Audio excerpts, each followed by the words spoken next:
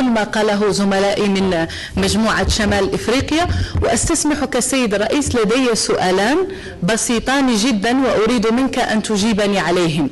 السؤال الأول: لماذا لا أرى الصناديق الخاصة بالاقتراع موجودة هنا؟ رؤية الصناديق تشعرنا بالراحة والديمقراطية، نريد أن نرى الصناديق هنا. السؤال الثاني سيد الرئيس: لماذا فقط عند انتخاب ممثلة شمال إفريقيا أصبحنا نتحدث عن الكوروم؟